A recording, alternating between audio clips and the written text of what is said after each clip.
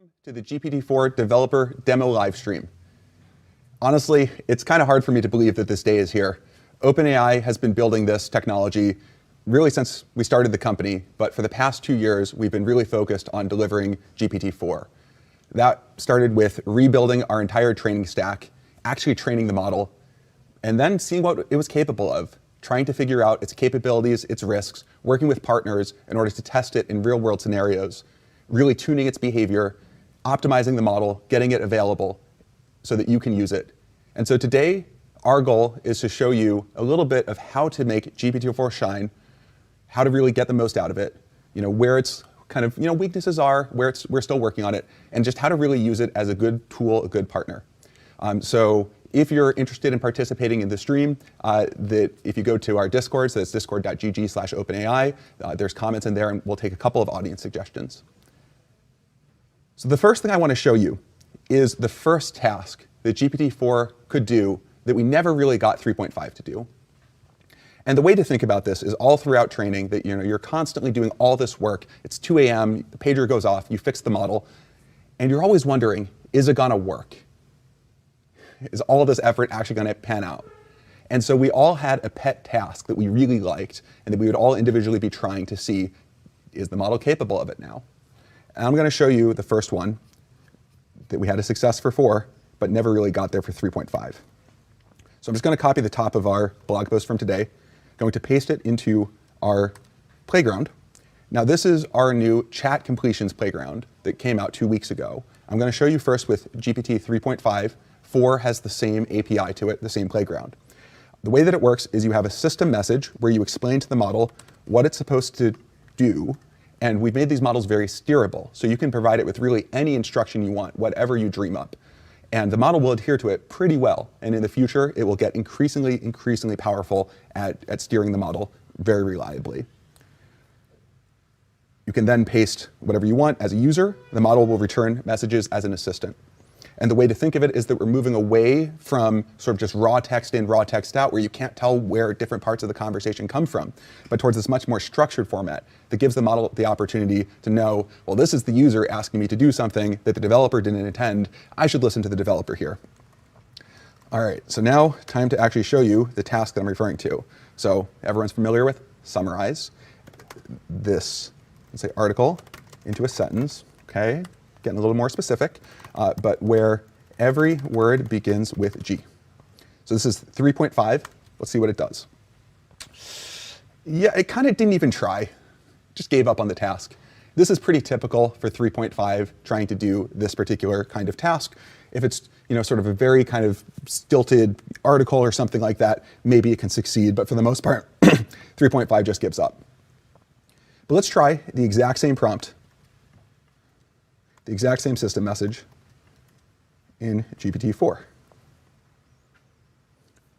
So kind of borderline, whether you want to count AI or not. But so let's say AI doesn't count. That's cheating. So fair enough. The model happily accepts my feedback. So now, to make sure it's not just good for G's, I'd like to turn this over to the audience. I'll take a suggestion on what letter to try next.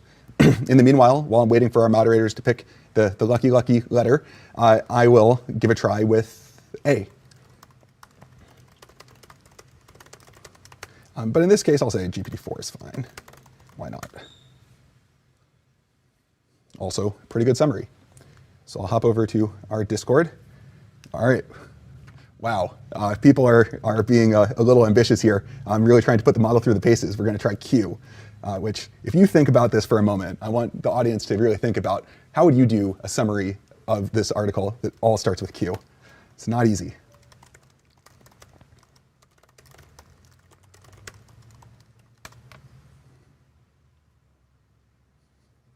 It's pretty good. That's pretty good. All right, so I've shown you summarizing an existing article. I want to show you how you can flexibly combine ideas between different articles. So I'm going to take this article that was on Hacker News yesterday, copy paste it into the same conversation so it has all the context of what we were just doing.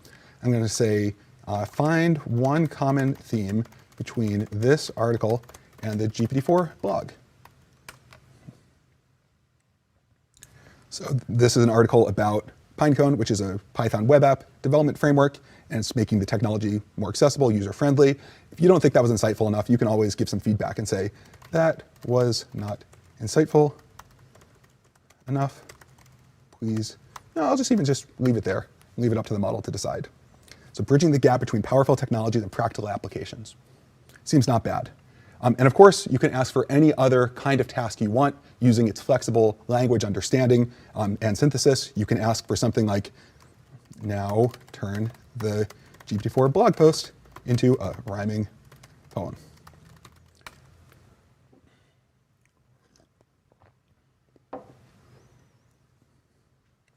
Picked up on OpenAI evals, open source for all, helping to guide answering the call, which, by the way, if you'd like to contribute to this model, please give us evals. We have an open source evaluation framework that will help us guide and all of our users understand what the model's capable of and to take it to the next level.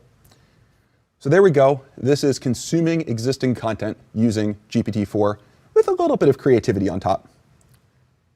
But next, I want to show you how to build with GPT-4. What it's like to create with it as a partner. And so the thing we're going to do is we're going to actually build a Discord bot.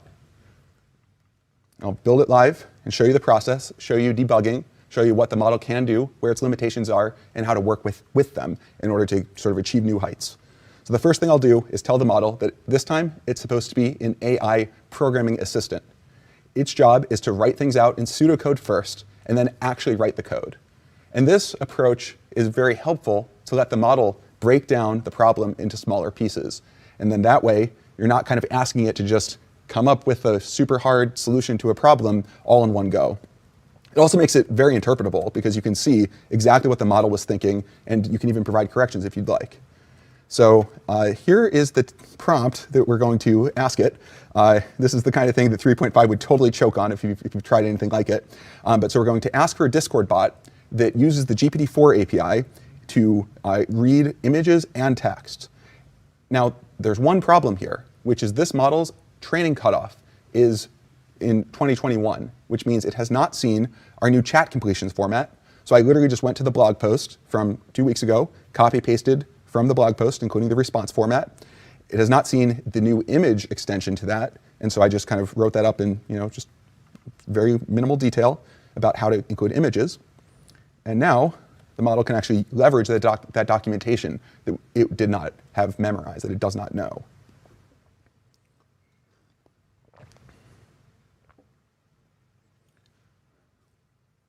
And in general, these models are very good at using information that it's been trained on in new ways and synthesizing new content.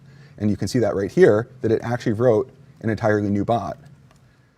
Now, let's actually see if this bot is going to work in practice.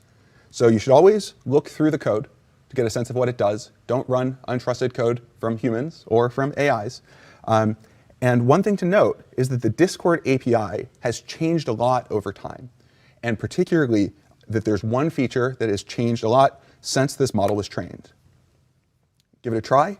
In fact, yes, we are missing the intents keyword. This is something that came out in 2020. So the model does know it exists, but it doesn't know which version of the Discord API we're using. So are we out of luck? Well, not quite. We can just simply paste to the model exactly the error message. Not even going to say, hey, this is from running your code. Could you please fix it? We'll just let it run. And the model says, oh yeah, whoops, the intents argument. Here's the correct code.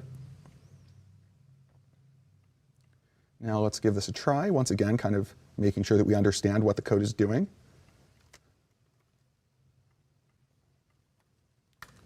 Now, a second issue that can come up is it doesn't know what environment I'm running in.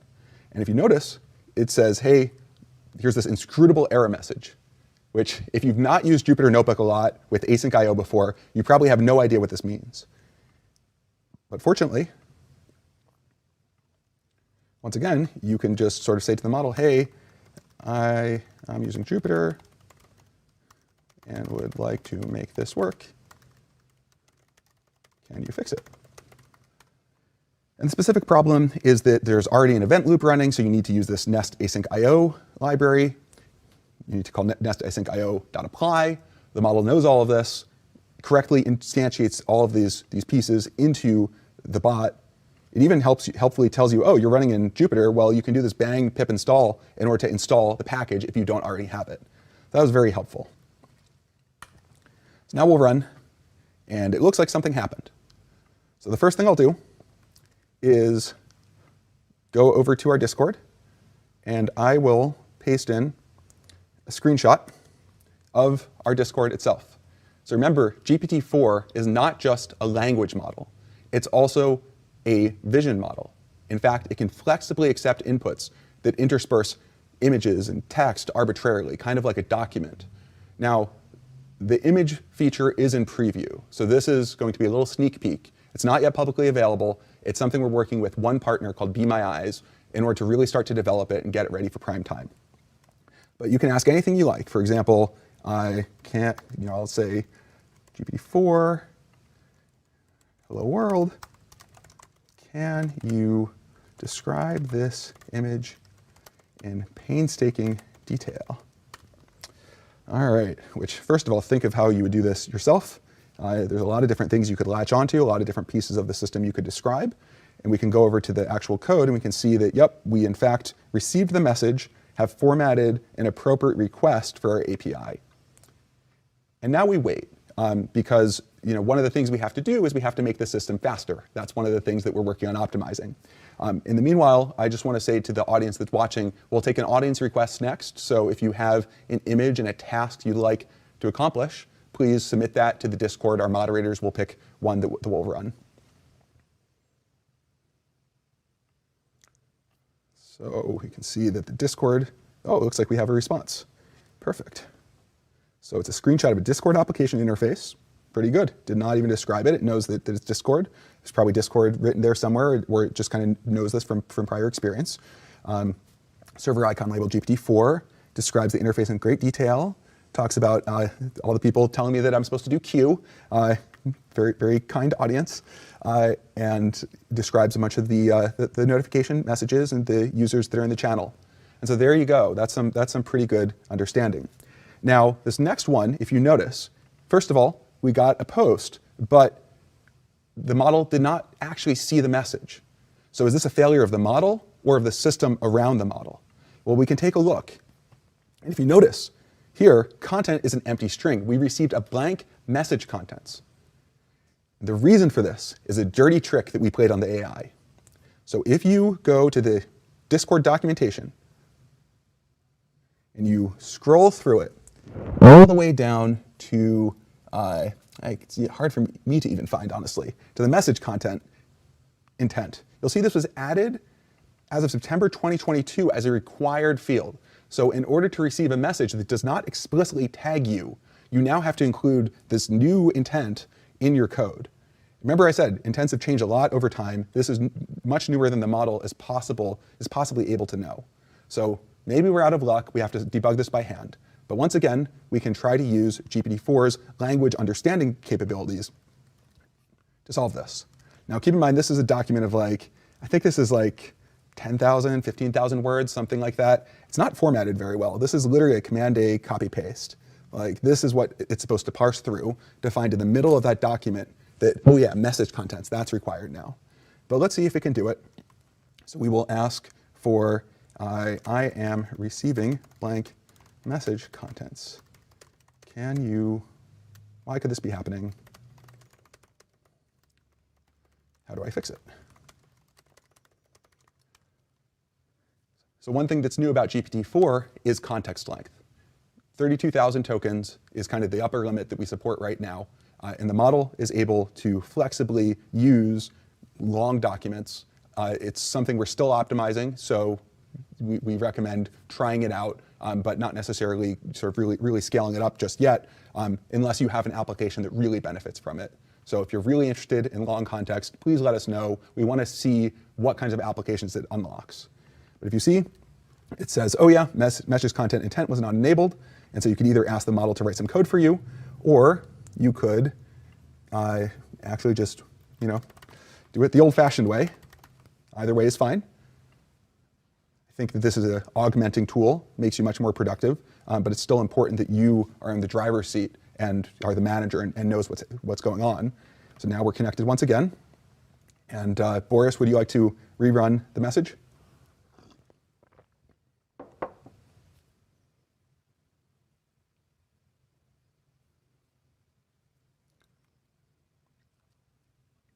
Once again, we can see that we have received it, even though the bot was not explicitly tagged. Seems like a pretty good description. Interesting. This is an interesting image, actually. It looks like it's a DALL-E generated one. And let's actually try this one as well.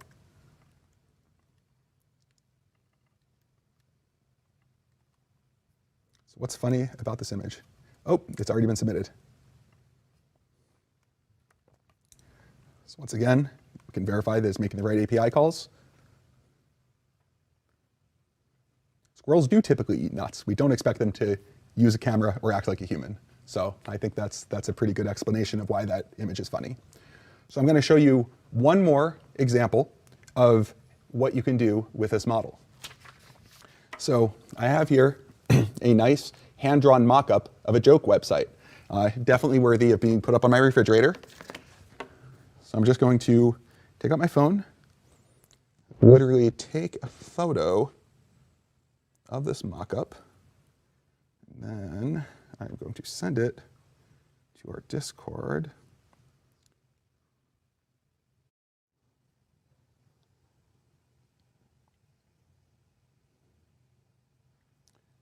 All right, going to send it to our Discord.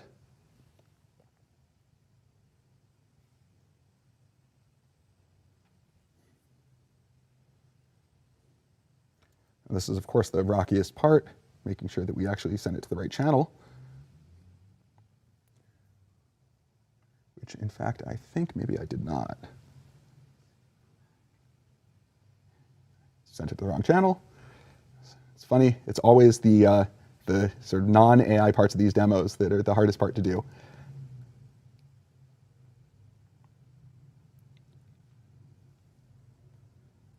And here we go. Technology is now solved. And now we wait. So the thing that's amazing in my mind is that what's going on here is we're talking to a neural network. And this neural network was trained to predict what comes next. Right? It played this game of sort of being shown a partial document and then predicted what comes next across an unimaginably large amount of content. And from there, it learns all of these skills that you can apply in all of these very flexible ways. And so we can actually take now this output. So literally we just said to output the HTML from that picture. And here we go. Actual working JavaScript, filled in the jokes. For comparison, this was the original of our mockup. And so there you go, going from hand-drawn, beautiful art, if I do say so myself, to working website. And this is all just potential, right? You can see lots of different applications. We ourselves are still figuring out new ways to use this. So we're going to work with our partner. We're going to scale up from there, but please be patient because it's going to take us some time to really make this available for everyone. So I have one last thing to show you. I've shown you reading existing content. I've shown you how to build with the system as a partner. The last thing I'm going to show is how to work with the system to accomplish a task that none of us like to do, but we all have to. So you may have guessed, the thing we're going to do is taxes. Now note that GPT is not a certified tax professional, nor am I, so you should always check with your tax advisor. But it can be helpful to understand some dense content, to just be able to empower yourself to be able to sort of solve problems and get a handle on what's happening when you could not otherwise.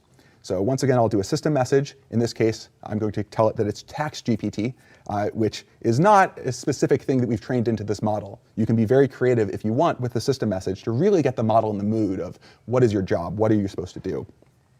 So I pasted in the tax code. This is about 16 pages worth of tax code. And there's this question about Alice and Bob. They got married at one point, and that here are their incomes, and they take a standard deduction. They're filing jointly. So first question, what is their standard deduction for 2018? So while the model is chugging, I'm going to solve this problem by hand to show you what's involved. So the standard deduction is the basic standard deduction plus the additional. The basic one is 200% for joint return of subparagraph C, which is here. Okay, so additional doesn't apply. The limitation doesn't apply. Okay, none of these apply. Oh, wait, special rules for taxable year 2018, which is the one we care about, through 2025, you have to substitute 12,000 for 3,000. So 200% of 12,000, 24,000 is the final answer.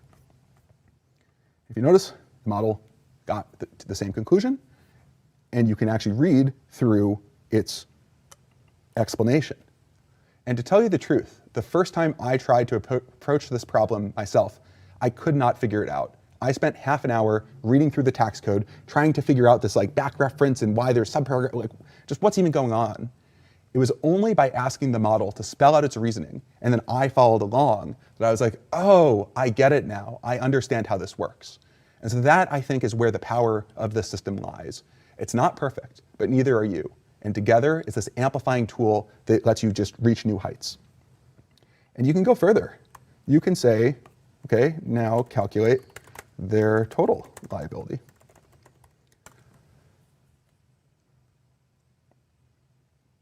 And here we go. It's doing the calculation.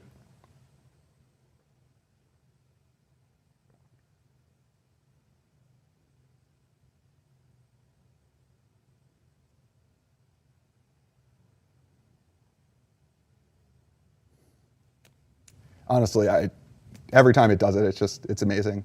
This model is so good at mental math. It's way, way better than I am at mental math. It's not hooked up to a calculator. Like that's another way that you could really try to enhance these systems. But it has these raw capabilities that are so flexible. It doesn't care if it's code, it doesn't care if it's language, it doesn't care if it's tax. All of these capabilities in one system that can be applied towards the problem that you care about, towards your application, towards whatever you build. And so to end it, the final thing that I will show is a little other dose of creativity, which is now summarize this problem into a rhyming poem.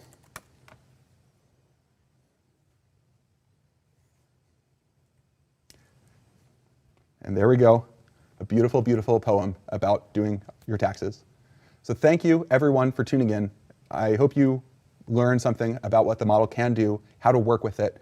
And honestly, we're just really excited to see what you're going to build. I've talked about OpenAI evals. Please contribute. We think that this model, improving it, bringing it to the next level, is something that everyone can contribute to, and that we think it can really benefit a lot of people, and we want your help to do that.